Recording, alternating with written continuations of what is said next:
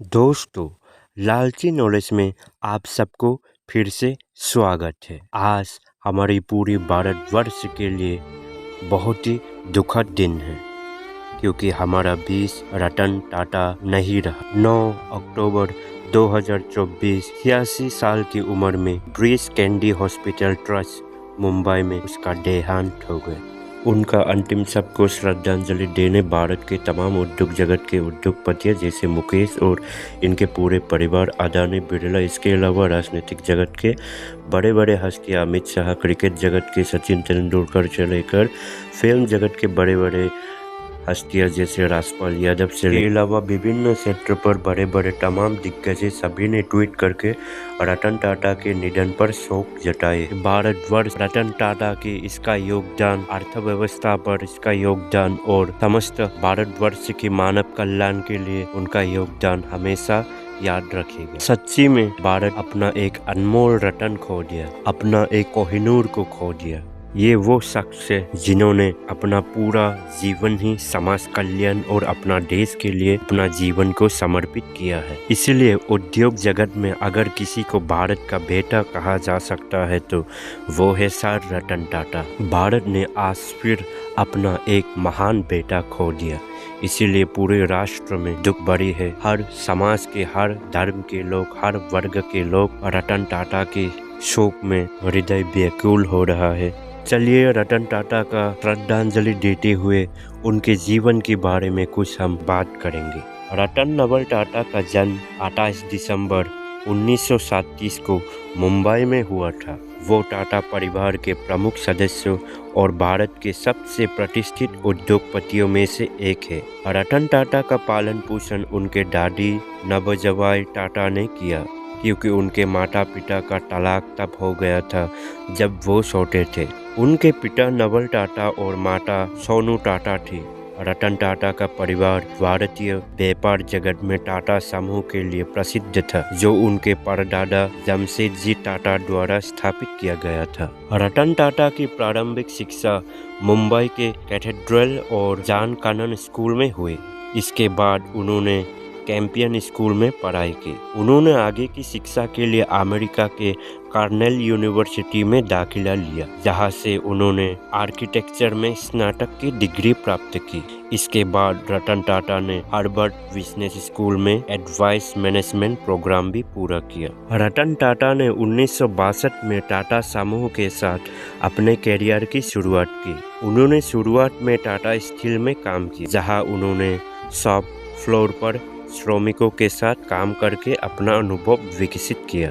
ये उनके लिए एक महत्वपूर्ण अनुभव था क्योंकि इससे उन्हें उद्योग के जमीनी स्तर की समझ मिली। धीरे धीरे वो टाटा समूह के विभिन्न व्यवसायों से जुड़े और अपनी नेतृत्व क्षमता को साबित की। 1991 में जब JRD टाटा ने टाटा समूह के अध्यक्ष पद से इस्तीफा दिया तो रतन टाटा को महत्वपूर्ण भूमिका सौंपी गई। उनके नेतृत्व में टाटा समूह ने न केवल राष्ट्रीय स्तर पर बल्कि अंतर्राष्ट्रीय स्तर पर अपार सफलता हासिल की। रतन टाटा के नेतृत्व में टाटा समूह ने अनेक ऐतिहासिक उपलब्धियां हासिल की। इनमें प्रमुख है टाटा इंडिका। रतन टाटा ने नेतृत्व में टाटा मोटर्स ने 1998 में भारत की पहली स्वदेशी कार टाटा इंडिका लॉन्च। ये भारतीय ऑटोमोबाइल उद्योग में एक क्रांतिकारी कदम, जिसने टाटा मोटर्स को वैश्विक बाजार में पहचान दिलाई। 2008 में टाटा मोटर्स ने दुनिया की सबसे सस्ती कार टाटा नैनो लॉन्च की। ये कार रतन टाटा के उस दृष्टिकोण का प्रतीक थी जिसमें उन्होंने आम आदमी को कार के स्वामित्व का सपना साकार करने का लक्ष्य रखा था। 2008 में टाटा मोटर्स ने जगुआर और लैंड रोवर को अधिग्रहण किया। ये भारतीय उद्योग के लिए एक महत्वपूर्ण मील का पत्थर था, जिसने टाटा समूह को बेसिक ऑटोमोबाइल बाजार में स्थापित किया। रतन टाटा ने टाटा कंसल्टेंसी सर्विसेज TCS को विश्व स्तर पर सबसे बड़ी IT सेवा कंपनियों में से एक बनाया। उनके नेतृत्व में TCS ने न केवल भारत में बल्कि विश्व स्तर पर अपनी शाखा बनाई और आज ये टाटा समूह का सबसे मुनाफादार हिस्सा है। रतन टाटा ने टाटा स्टील को वैश्विक मंच पर प्रतिस्पर्धी बनाया।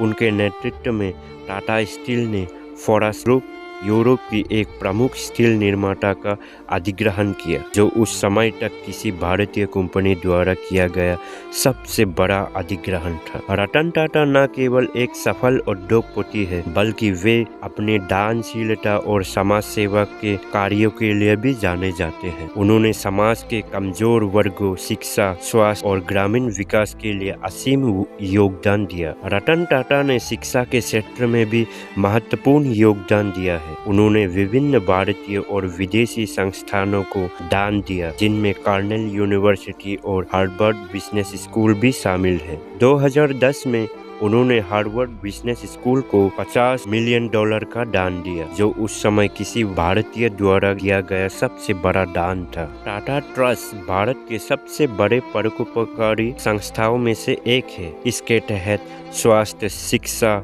और ग्रामीण विकास के लिए अनेक पहले शुरू की गई है। रतन टाटा इसके अध्यक्ष के रूप में इन कार्यक्रमों को देखरेख करते हैं। इसके माध्यम से उन्होंने गरीबों के कल्याण के लिए सैकड़ों करोड़ रुपए खर्च किए हैं। स्वास्थ्य के क्षेत्र में रतन टाटा ने कैंसर, हृदय रोग और अन्य गंभीर बीमारियों के इलाज के लिए टाटा मेमोरियल हॉस्पिटल को सशक्त किया।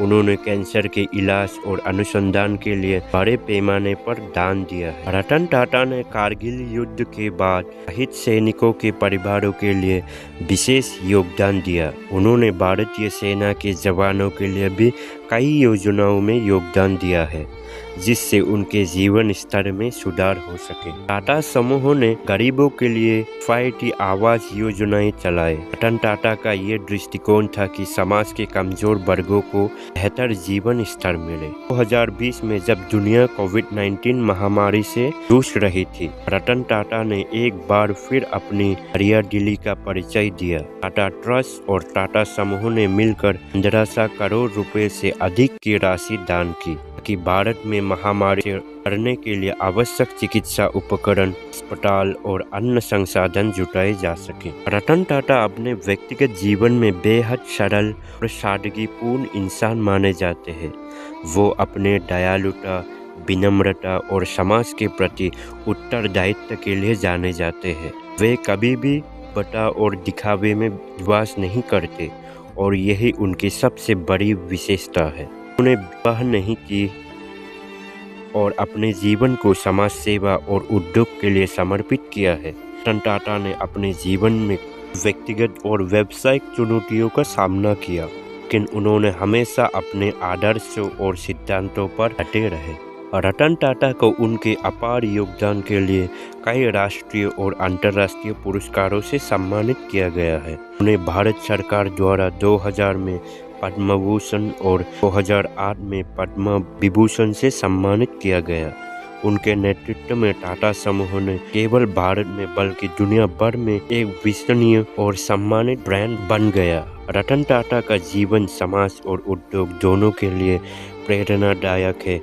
वे एक ऐसे उद्योगपति हैं जिन्होंने अपने व्यापारिक सफलता के साथ साथ समाज के लिए असाधारण योगदान दिया है।